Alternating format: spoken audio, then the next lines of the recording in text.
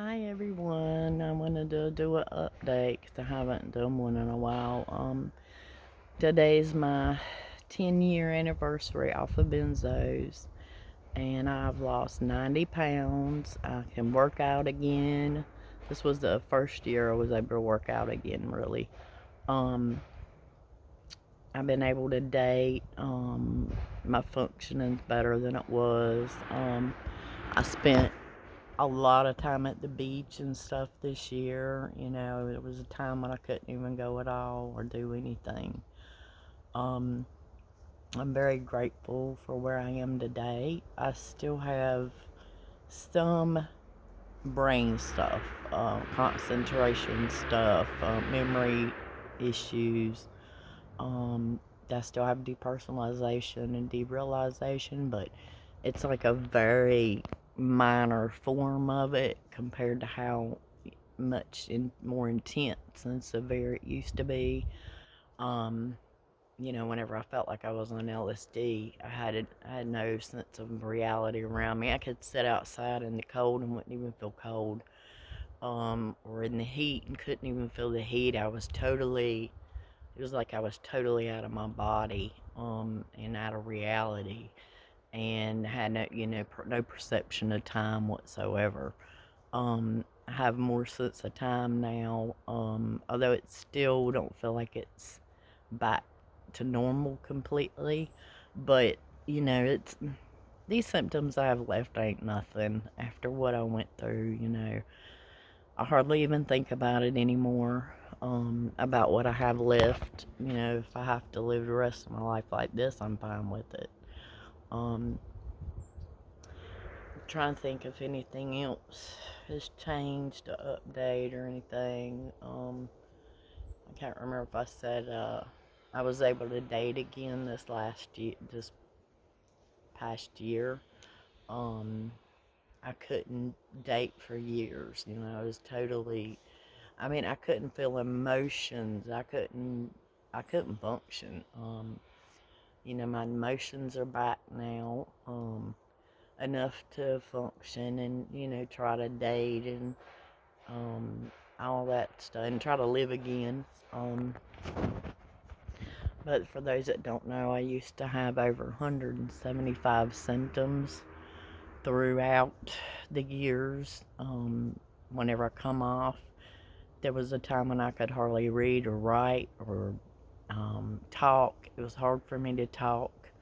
The videos I do have up were, you have to keep in mind, were due during a split moment when I was even able to do them. The rest of the time I was so bad off, I couldn't have even made a video. I couldn't have even talked. Um, and if I had, I would have had a million videos because I was trying to do as many as I could to document my journey. Um, so y'all didn't see me at my absolute worst, most damaging, part. Um, I know whenever I look back now on these videos, it's like crazy. I'm like, how did I look and I sound so normal? And when I would smile or laugh, it was almost like a memory. Me and somebody else talked about it recently. A memory, like a muscle memory type of thing. Even though I would do those things, I couldn't feel it inside. No good emotions of laughter and then trying to look normal to people. That was the only way I ended up not being put in a mental institute or um, going to an emergency room and being made worse. I was terrified of being put in any of them places or going any of them places because I knew if they gave me one wrong drug, it would have took me out because I was barely hanging by a hair, like literally, and everything was making me worse. And and I haven't had any reactions lately, but I still haven't tried. Like, I haven't tried no alcohol. I doubt that will ever be a thing again. I don't think I'd ever risk it again. I've been traumatized by my reactions to it. Um, during all this the other years. Um, but I haven't really tried much new things. I did do. I can't remember what year I tried cookies and cake, and I can eat that again if I want, without it messing me up. I was trying to think if there's anything else. Um, but yeah, I'm getting back myself again. But I'd say a better me than I was before. The way I handle things now, and don't let things upset me like they used to, or I'm not as negative. I was such a negative Nancy before this happened to me, and now I hardly ever bitch about things anymore. Um, it's mind blowing that I went through it. Like, and it's like so far, it's been so long since I felt all them horrific symptoms that it feels like a dream. And I can't like place myself in it again. It's starting to get kind of hard for me to try to explain to people certain symptoms and how they felt. Um, it's crazy because whenever I was in it, I was like, I'm never gonna forget this. I'm never, never gonna be able to live normal again. I'm never gonna heal. Even though I learned early on when I'm never gonna heal thoughts come to shut them down, and I talk over them. I am healing. I am healing. And I gave those bad thoughts less power. I had to come to acceptance that there was no way out of it, and I wasn't going to take my life. I was scared of death, and I think that's the only reason I did survive it, to be honest.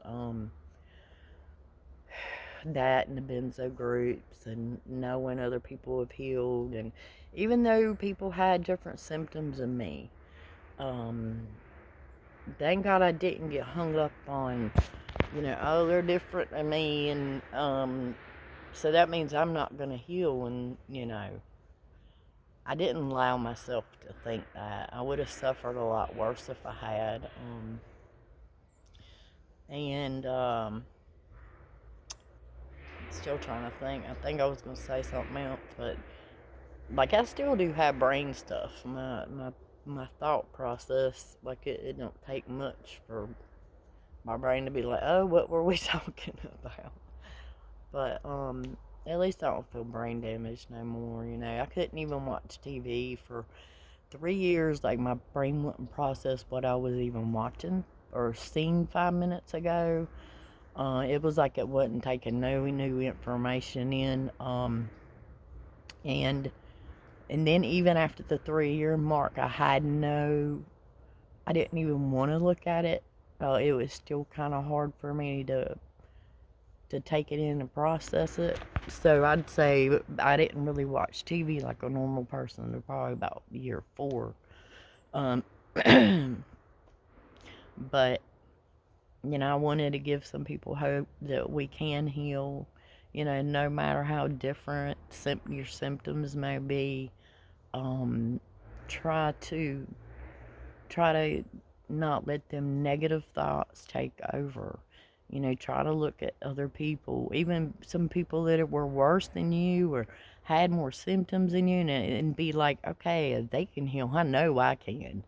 You know, um, Anything that keeps that hope, because that's what's gonna keep you going through your days. And stay distracted as much as possible. And for me, I couldn't watch TV, I couldn't play music, or you know, listen to music or games or anything.